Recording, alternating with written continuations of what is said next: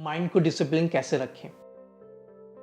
अगर आप इस टॉपिक के ऊपर यूट्यूब वीडियोस देखने निकलोगे या गूगल पर अगर आप कुछ सर्च करोगे तो आपको ऐसे हज़ारों आर्टिकल्स मिल जाएंगे जो आपको बताएंगे कि हम अपने माइंड को कैसे डिसिप्लिन रखें। लेकिन मैं आपको सच बता रहा हूँ कि वो चीज़ आपकी हेल्प करेगी, लेकिन कुछ ही टाइम तक, कुछ डेज तक, कुछ वीक्स तक, और उसके बाद बैक टू नॉर्मल। लेकिन आज इस वीडियो में जो मैं सॉल्यूशन देने वाला हूँ वो सॉल्यूशन सभी के लिए काम करेगा, और वो सॉल्यूशंस कुछ अलग सॉल्यूशंस हैं। आई मीन बहुत ही कम लोग जानते हैं उसके बारे में, इसलिए आपको अपने ओल्ड बिलीफ्स को ब्रेक करना होगा अगर आप मेरी बात को सुनना चाहते हैं, क्योंकि मेरी बात आपको अटपटी भी लग सकती है ना, जो भी मैं इस वीडियो में बोलूंगा। लेकिन इतना तय है कि आपका जो डिसिप्लिन है, माइंड को डिसिप्लिन करने का जो तरीका है, उसको आप लाइफ टाइम तक बना सकते हैं। इतना तो मैं 100% श्योर हूँ। माइंड को डिसिप्लिन रखने से पहले आपको माइंड की नेचर को समझना पड़ेगा कि माइंड कैसे काम करता है। माइंड वैसे काम नहीं करता जैसा हम सोचते हैं। हम क्या सोचते हैं कि हम एक गोल बना लेंगे, एक गोल सेट कर लेंगे और फिर हमारा माइंड डिसिप्लिन हो जाएगा और हम उस गोल को अचीव कर लेंगे इजीली। आप बना के देखिए, करके देखिए और फिर देखिए कि कितने टाइम तक आप टिक पाते हैं उस गोल पर। तो ये सभी के साथ हो रहा है ये सब चीज़ें। तो हमने ऐसी ऐसी कई सारी धारणाएं बना रखी हैं मटेरियल वर्ल्ड में, और इसी वजह से हम परेशान हो रहे हैं। और ये धारणाएं केवल मटेरियल वर्ल्ड में नहीं है, स्पिरिचुअल वर्ल्ड में भी है। लेकिन ये सच है कि वो धारणाएं काम करती हैं स्पिरिचुअल वर्ल्ड में। तो जब आप अंदर से डिसिप्लिन होने लगते हैं तो बाहर तो बहुत ईजी हो जाता है आपके लिए। तो आप बात करते हैं कि अंदर से कैसे डिसिप्लिन हुआ जाए। जब हम किसी ऑब्जेक्ट्स को देखते हैं, और वो ऑब्जेक्ट कुछ भी हो सकता है, तो जब हम उसको देखते रहते हैं कुछ मिनट तक, और उसको देखने के बाद कुछ मिनट तक अपनी आंखें बंद कर लेते हैं, उसके बाद फिर अपनी आंखें ओपन करते हैं और फिर उसी ऑब्जेक्ट्स को देखते हैं और फिर अपनी आंखें बंद कर लेते हैं। तो जब हम ऐसा करते हैं ना कुछ मिनट्स तक, 30 मिनट्स या 1 आवर तक, तो और कुछ डेज तक करते हैं, तो हमारे माइंड में एक पिक्चर बन जाती है उस ऑब्जेक्ट से रिलेटेड। हमारा माइंड वही सोचने लगता है जब हम अपनी आंखें बंद करते हैं। तो ये एक तरीका है अपने माइंड को डिसिप्लिन रखने का। और ये चीज़ें स्पिरिचुअल जर्नी में, यानी कि अध्यात्म में बहुत ज़्यादा लोग यूज़ करते हैं और कई सालों से यूज़ करते आ रहे हैं, जिससे वो डिसिप्लिन हो।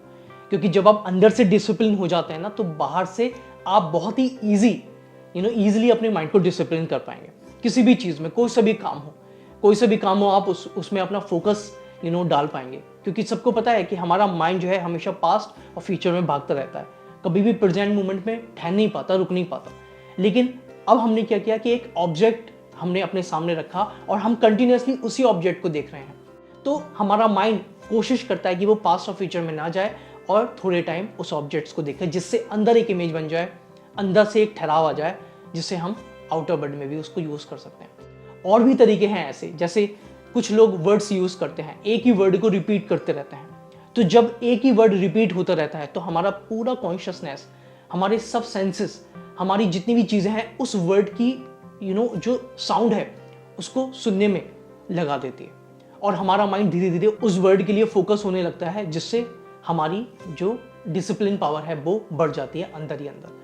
एक और तरीका है, कुछ लोग साउंड्स यूज़ करते हैं। तो क्या करते हैं, कई सारी साउंड्स होती हैं जो हमें अंदर से सुनाई देती हैं, या मैन्युअली भी कुछ साउंड्स बाहर की होती हैं जो हम सुनना चाहते हैं।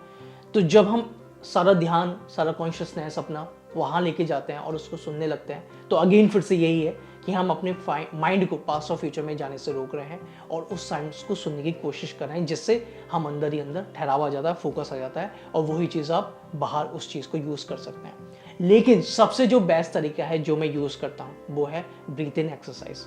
क्योंकि एक ब्रेथ ही है जो प्रेजेंट मोमेंट में रहती है। मैंने जैसे पहले भी बताया, दुनिया की ऐसी कोई ताकत नहीं है जो प्रेजेंट मोमेंट में रहते हो सिवाय आपके ब्रेथ के।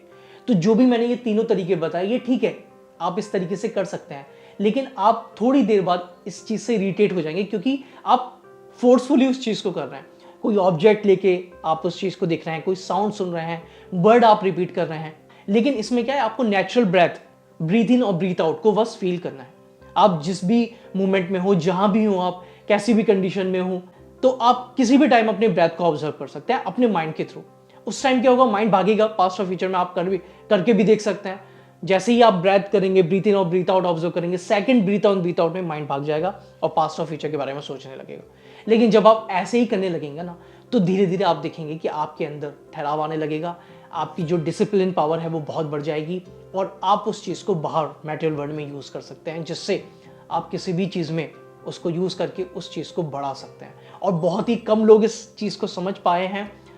जानते हैं और अपनी लाइफ में, प्रोफेशंस में उसको यूज़ कर रहे हैं और अपने आप को बहुत तेज़ी से ग्रो कर रहे हैं, है ना।